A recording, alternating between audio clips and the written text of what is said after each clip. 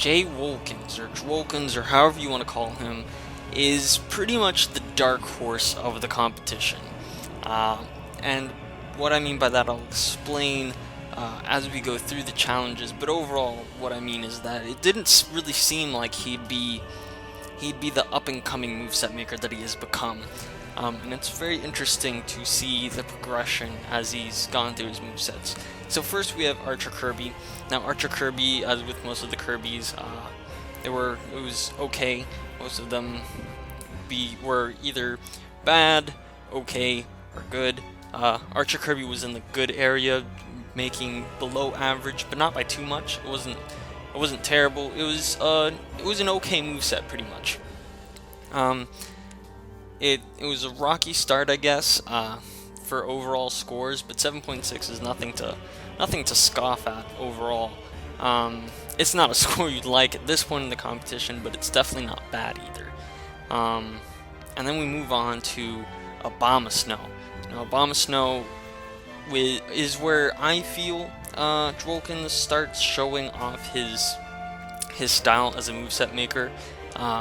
jwolkins is known for being very in-depth, and Abomasnow I feel really is where he starts taking that in and starts fleshing out ideas and stuff, and it shows. He gets an 8, which is below, or not below, it's above average, which is good, but it doesn't place. But still, it's a good moveset, it's a respectable moveset with a respectable score, and it was an overall budding flower, I suppose, in jwolkins' style as a moveset maker. Next, we see Chosen Undead. Now, Chosen Undead, I feel, is when everyone started to really realize what kind of moveset maker jwolkins was. Chosen Undead from Dark Souls was a moveset that, at the time, was one of the longest movesets in terms of detail, both with pictures and description. And it got mixed reviews. It got a 7.6, just like Archer Kirby. It was below average, but not by an incredible amount. But it was really detailed. It showed off a lot of knowledge on the material, which is what jwolkins really emphasizes. He puts as much detail as he can into his movesets, and it really showed with Chosen Undead. It just didn't help us score much. Now, Springman is where the dark horse just emerges.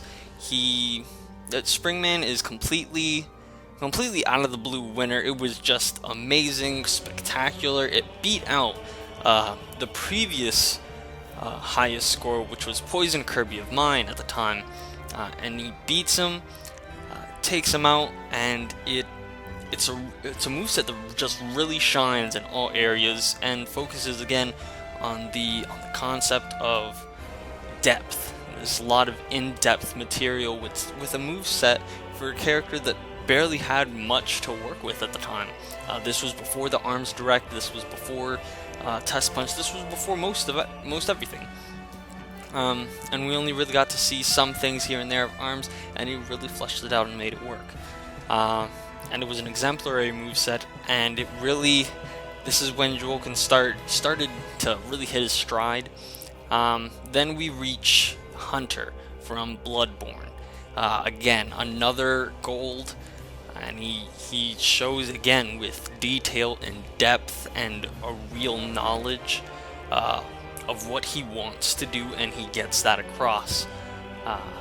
It's a really exemplary moveset. Again, me and jwolkins at the time, those two movesets were the only 9 placers, and they were pretty much set quite a ways apart from the others, and it was really showing what kind of competition was shaping out to be a bit between first and second. It was, again, Dark Horse just coming in out of nowhere, just becoming a major powerhouse and major player in this competition as time went on. Next, however, the Trio moveset. The Trio moveset was a real challenge for pretty much everyone. And it really it really hit people hard. Jwolkins was one of these people that was hit pretty hard with the Princess Bride captors, I guess you'd call them. He had an idea, but and he had depth in it, and he had clarity and explaining what it was he was setting out to do with his vision, and it made sense. It was just not the thing that people wanted to see in a moveset. It was pretty much a case of, we get what you want to do, you explain everything perfectly, it's just not what we wanted to see, and we don't like what we're seeing. Which is unfortunate. Sometimes visions can get lost, or visions aren't taken in as they should be. And it hit him really hard here, with a 6.9 being his lowest score so far, and it wasn't a bad moveset, or at least in my opinion. After reading through it, I don't think it was bad. However, I think the balance was pretty bad, in my opinion, and the way that it was set up made it wasn't fully reaching its potential of what it could have been, with just a few minor changes here and there, in my opinion. But again, that's just me. And it was just a little snag in the road, as in the next challenge, he goes Dr. Kawashima, I think it is. Kiwishima, Kawashima, blah, blah, blah. Anyway, Brain Age Guy. He goes Brain Age Guy, and he gets back into his stride. He starts going back into detail, and it becomes, it's again a vision that really understands the challenge, and really understand what it wants to do, to get that point across to you and make that vision a reality. That's in my opinion Jwolkin's strong point. It's depth and getting that vision across. And Dr. Kawashima is an exemplary case of that, in my opinion. It was a good, solid 8.6. It was a very nice second place. And hopefully, I'm hoping this trend continues, and then we see Jwolkins in top 5. He personally, again, this is just my opinion, he's one of my favorites to win. I'm really rooting for him. I want him to make top 3 and hopefully the finals. But we'll see how this keeps going. We'll see if the Princess Bride captors hit him again, or if he gets back into the swing of things in the future. So that is your recap of Jwolkins.